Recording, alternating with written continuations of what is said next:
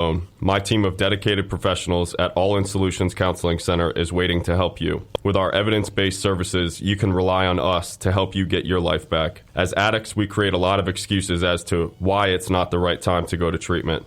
But the reality is there is no such thing as the right time when your addiction is the one in control. We accept most major insurances, offer a variety of treatment options, and can assist in the process of utilizing resources such as the Family Medical Leave Act, or FMLA. In my experience, FMLA allowed me to get the help I needed to return back to my place of employment with a healthy state of mind. Call now, 561-289-0779. Again, that number is 561-289-0779. 3 years ago, I made the call. Will you? The promise of the new decade is that you can change your life by changing the way you think about your money. You must learn how to make more money, save more money, grow your money, and protect your money. Forever Forward Financial specializes in teaching you these 4 money skills. Please call us today at 727-422-7761 to schedule your complimentary,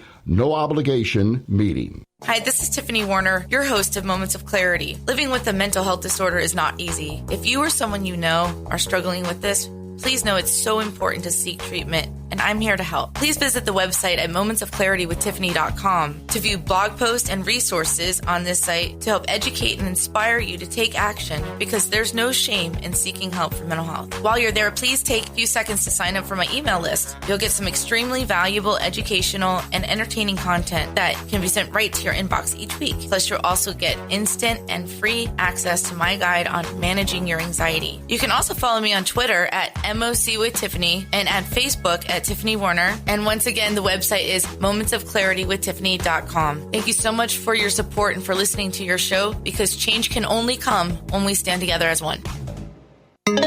This is the Tan Talk Radio Network. We are back to Moments of Clarity with Tiffany Warner. To join in the discussion, call 866-826-1340. Now, here's Tiffany Warner. Hi, and welcome back. And if you're just tuning in, this is Moments of Clarity. My name's Tiffany Warner. I'm a licensed mental health counselor, and I'm your host.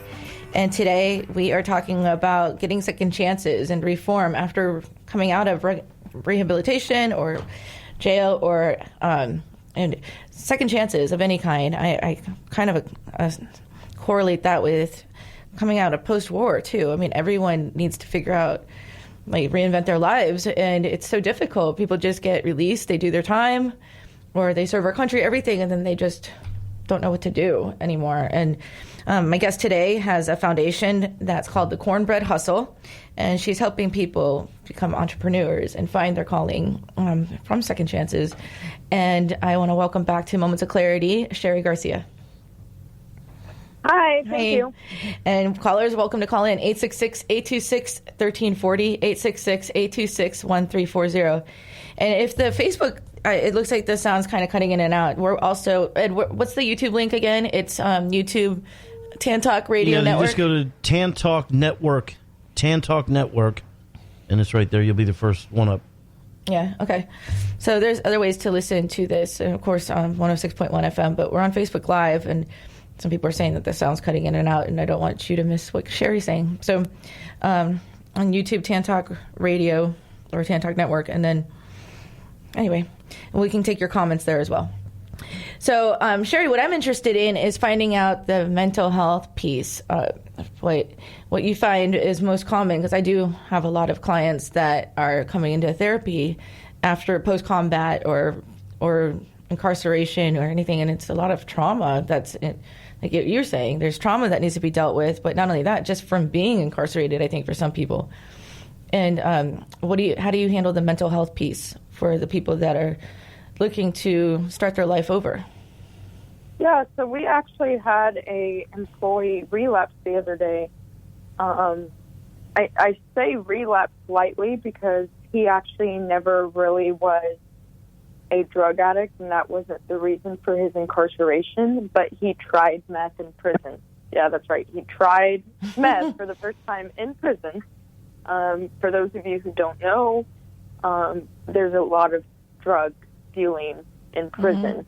Why would anyone want to do meth in prison? The last thing I would want to do is be more alert of where I'm at. I'm saying. Clean your cell, scrub the grout. When I think about it, when I think about it, though, meth would actually, because I'm a former meth user, it actually wouldn't be a bad thing because you get, so lost in what you can, color for 3 days straight and not realize it's been 3 days that you were coloring. Mm-hmm. Yeah, if you have the crayons and markers, it depends on what level you're at while incarcerated. Right.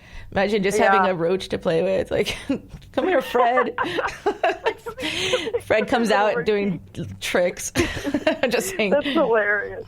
But so he ended up in the hospital in the ICU because he came out here and on the job site, one of his buddies said, hey, I got some meth. You want some? Because the work is hard and they work long hours. So he ended up overdoing it, and he actually had an overdose. A lot of people don't realize that you can't overdose over meth. It's basically like a cardiac arrest. Mm-hmm. And he was in ICU. And so we went to see him, and we had to end up talking with his probate. He's on federal probation and parole. So we had to end up talking to two different parole and probation officers. We had to communicate with the workplace. Good news, he's back at work and he's doing well, and he's on a path to recovery. But that's one of the many examples we have of navigating mental health in the workplace, because not many companies would be okay with this entire scenario. I mean, now he has to call a phone number every single day for random drug testing, and he might have to take off work without much notice just to go take that drug test and pay for it. But that's why we do what we do when we partner with companies who understand what they're getting themselves into when it comes to second chance hiring. Mm-hmm. I mean, and also, what is your opinion, because I have one, but I want to hear what yours is, of people that get incarcerated for drug use and for possession of something, not even for dealing, but just for possession and drug abuse? Yeah, a lot of people think that I'm super liberal when it comes to, free all the inmates and don't make them pay for phone calls and all that. I'm actually not. I believe that prison, the way it's set up right now, does not help anybody, because there's no hope and there's no mentoring. And obviously people are trying drugs for their first time in prison, so there's definitely not much recovery. Do I believe that all punishment for drug use should be removed? No, because in all honesty, when I had my DWI and I had my breathalyzer, and I was on probation, I still tried to sneak around a little bit and drink, but those drug tests and the potential punishment of going to prison, well, for me, it wouldn't really be prison, it'd be jail, it scared me. So I'm not over here saying if somebody's struggling with drug addiction, no jail at all. But I am all for changing jail and prison, period. If that makes sense. Mm-hmm. It just seems like a lot of people, they are in a controlled environment. And so what you're telling me, though, is even though the controlled environment doesn't really keep them clean and sober because they can get anything in there. However, that's the idea, is that they're going to learn from their mistake and in a controlled environment, get clean and all that. But in my opinion, I think that there's so many more services that can be implemented in the jails and the prisons for recovery and beginning the 12-step or a treatment of choice, so to speak, that too. There's a lot that can change. And another thing that I would say is, so 50% of our candidates have had drug abuse issues because most of the crimes are results of that. Mm-hmm. I just believe that I know some of our applicants, they're just ornery, okay? They, the weed smoking and the drinking and driving and all that stuff, it's not, of course there is underlying addiction issues, But there's also the whole choosing to not pull your life together because you still want to be cool and hang out with your friends and make bad decisions. And sometimes the potential of the consequence of going to prison does slow somebody down. There's got to be consequences. We can't be a nation where we're just like, free everyone and help them if they're struggling. There's some people that really need to face consequences for their actions because they just don't listen. Yeah. So, but I do think that... Or they're out of choices. Yeah, so I'll give a great example.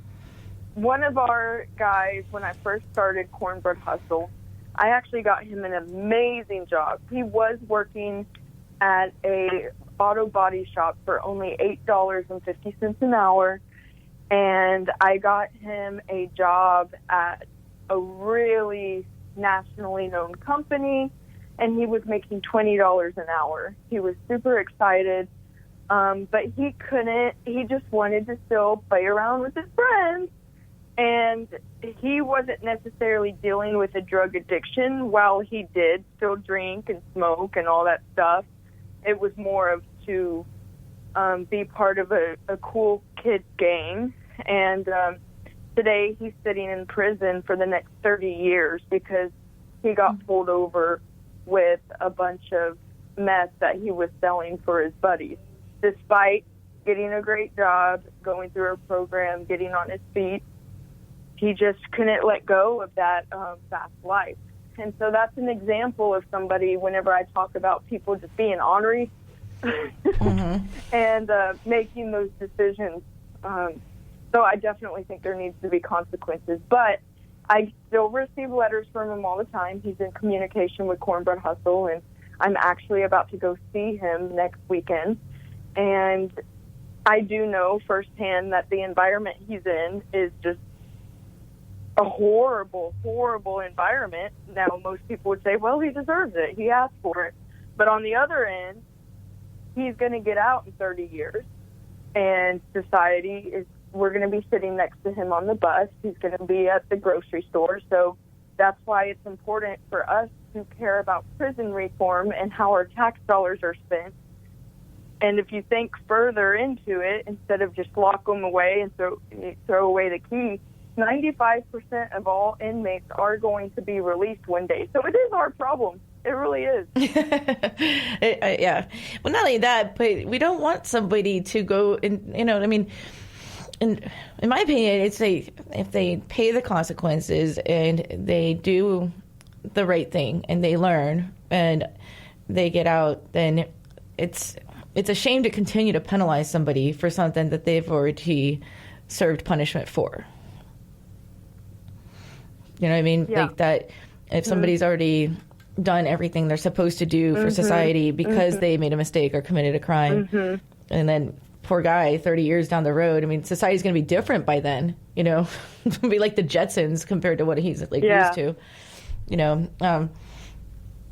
So that's a shame. By that time, somebody could be institutionalized and not know how to be back in society. But, unless they learn a trade in there or learn something that they can, in turn teach or use when they get released. But that's a shame.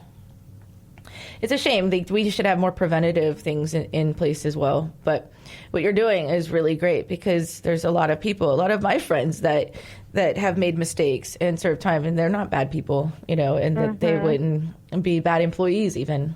So. Yep. Oh, man. The thing that's awesome is we have a 90% success rate over here at our staffing agency, and from what our clients are telling us, the other staffing agencies have like a 30% success rate. So even though we're only focused on hiring people for second chances, at a first glance, you'd think, man, if staffing agencies are already unreliable, how unreliable will these people be? It's actually the opposite. We only have about 10% of our people that drop off, and they're not dropping off because they're going back to prison. They're dropping off because, like I talked about that one guy, they just want to be ornery and not show up to work, because they decide to pick partying over showing up to work one day. Yeah. But I mean, it's just, I don't know.